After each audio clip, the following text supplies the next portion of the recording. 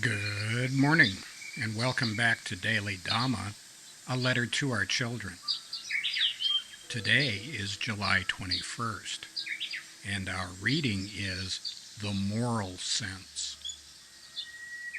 Two errors arise in attempting to understand the human condition. One is to assume that culture is everything, the other to assume it is nothing.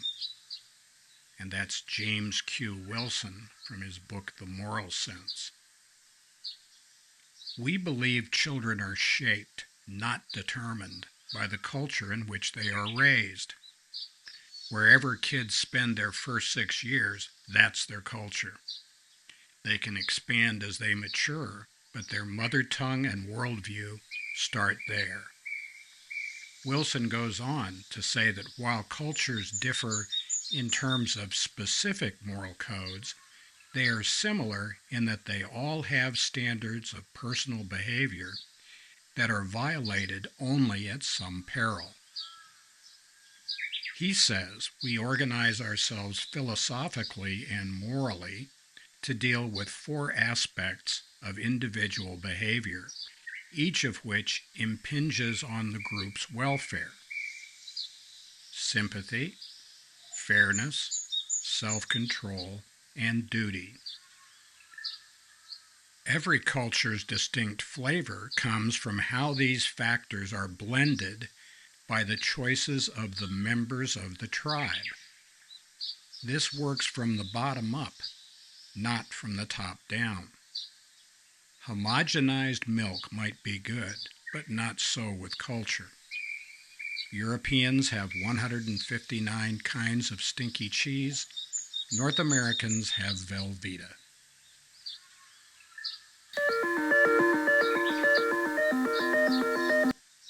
Well, before we get back to Wilson, happy birthday, buddy. We're not going to embarrass you by putting your name on the interweb or any of that kind of stuff, but we want to tell you thank you so much for being in our life, and thank you for the kind of person that you are and all of the things that you do. You are a thoughtful, wonderful person to have along, and we just cannot tell you how much we love and appreciate everything that you've done for us and for our family. So have a very good day today. And now back to our regular broadcast. James Wilson is a big genius, and he's written extensively on crime and punishment and many other things that are very useful. And I think his most readable and probably least controversial book is this one, The Moral Sense. So there's another homework assignment if you're of a mind. Our culture shapes us, but we always have a vote. And this is one of those apparent contradictions. And we go back and forth on this a lot, in not just in the month of July, but throughout the book. There has to be some kind of a balance between our internal moral compass and the conventions that surround us. How do we live with other people in a way that is useful and beneficial to us all? That's a really good question.